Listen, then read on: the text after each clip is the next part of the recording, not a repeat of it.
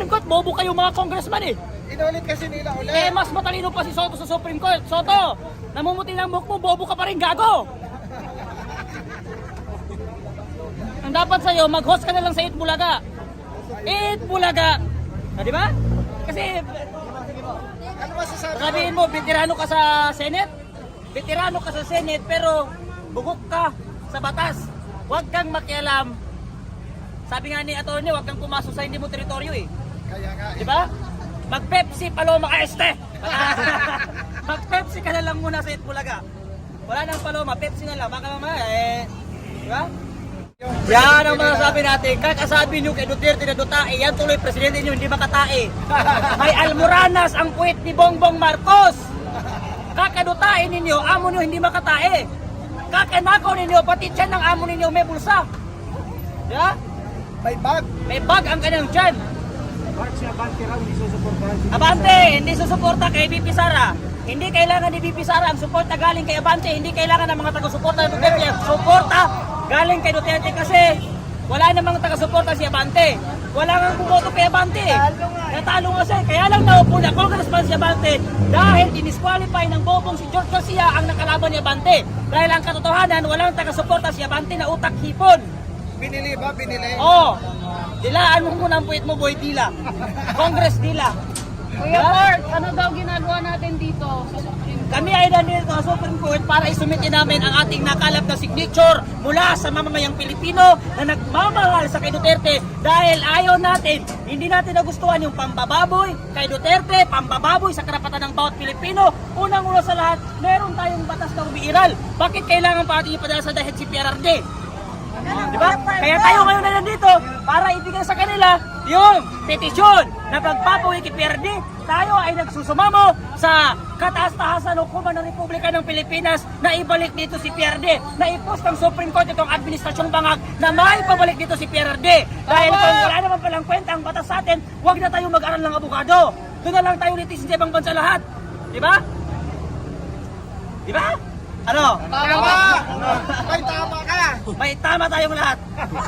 Ilan daw po ang mga isasubmit ngayon na pirma? Ay, hindi namin kayang bilangan na isusubmit namin dahil yung iba nandun pa sa ibang bus. Isang bus pa lang ang dala namin. Oo, isang bus pa lamang ang dala namin. At Partial Xerox pa lang. lamang ang dala namin. Hindi namin ibibigay ang original. Di ba? Baka ilo nila. Oo, baka mamaya masunog, sabihin na. At saka yan, merong pangalan, merong address, merong number, merong ID number, may signature. Baka mamaya sabihin nila, mga patay, pumoto, pumirma. Di ba? Walang dayaan yan. Walang dayaan. At saka walang sapilitan yan, ha? Walang sapilitan, walang pinili. Talagang Pilipino ang kusang nagpipirma para ipakita ang suporta nila sa ating Pangulong Rodrigo Duterte. Hindi gaya naman yung administrasyon, present na present pero negative 3 ang trust rating niya. Mas mataas pa ang trust rating ng mga lamok kay Marcos. Di ba? Ang IQ ni Bongbong Marcos ay 0.1. Mas malakas ang IQ ng lamok. Insulto na naman yung mga bangag na adik. Kuya Bart, yung mga pumirma daw, Alam ko na yung i-comment ng mga adik. Bakit hindi pa ito nakukulong? Bakit hindi ito nahuli? Ba't ako ba uhuli? Nagnakaw ba ako? Hindi nyo nga may pakulong yung mga congressman na magnanakaw eh. Tapos uunahin nyo yung mga kumakalaban ng korupsyon?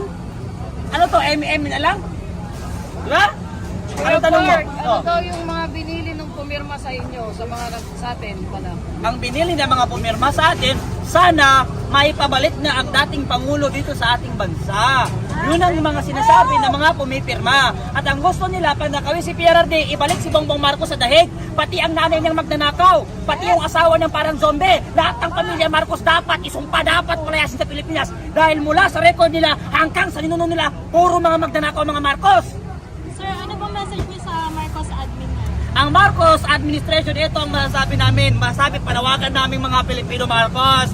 Kung hindi mo na kayang pamunuan ng ating bansa at resolbahin ang problema ng ating bansa, mas mainam na bumaba ka sa posisyon at lumayas ka sa ating bansa dahil kinamumuhian ka ng buong Pilipino dahil sa ginagawa mong pambababoy sa batas ng Pilipino at sa mga karapatan ng bawat Pilipino. So Bongbong Marcos, huwag mong pakinggan ang asawa mong parang zombie, mga pinsan mo magnanakaw, ipakulong mo ang dapat ipakulong at kasama ka sa dapat manawot at makulong dahil ikaw nag-aproba sa mga pinanakaw ng mga congressman at pinsan mo magnanakaw si Martin Romualdez. Bakit po kayo ngayon nandito sa harap ng... At nandito kami sa harap ng Supreme Court para i-submit namin ang petition ng mamamayang Pilipino na dapat may pabalik dito si PRRD. Kaya ngayon, February 23 ay daladala namin ang mga suporta, ang mga pirma ng mga mamamayang Pilipino na naniniwala kay PRRD at itong panawagan namin na i-push ng government ng Supreme Court ang Administrasyong Marcos na kunin si PRRD at ibalik ang ating bansa.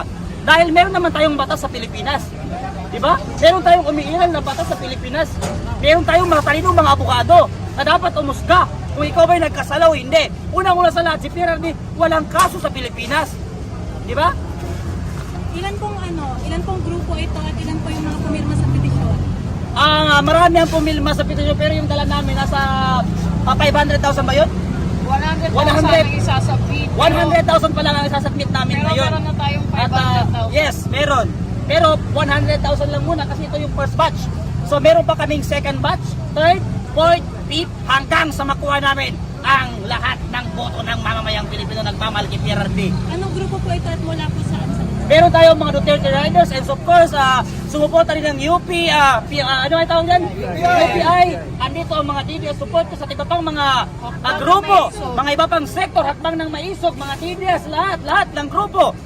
Ang AGLO, andyan, at iba pang mga walang grupo na nakisama at nakisabay. Andyan lahat po, Madam Chair.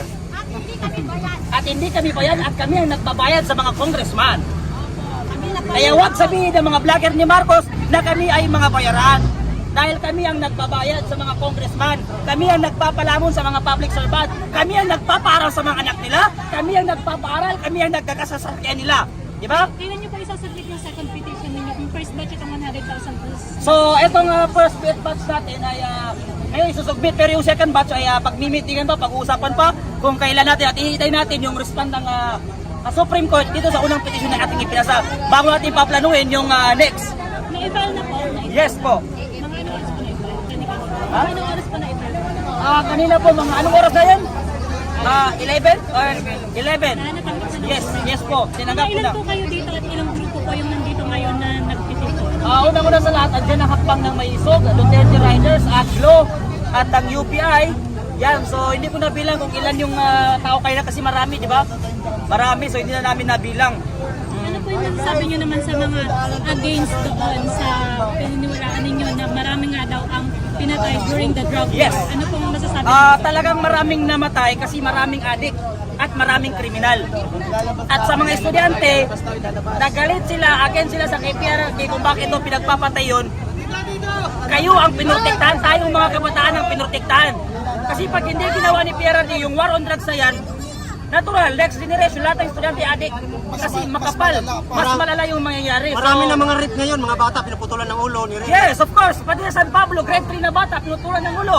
Magkapatid doon sa pinamumuno nila ni Robredo. Pinatay din. Yung mag-inang pulis, pinatay rin dahil sa kadikan. At ngayon, bumabalik na naman ang mga krimen sa ating bansa. Dahil wala na ang kailang kinakakatakutan na si PRRD. Tama. Di ba? So, ang sigaw ng iba, tayo sa Sara. Dahil walang accountability, walang transparency. Di ba? Wala daw. Ano yun, ma'am? Ano pong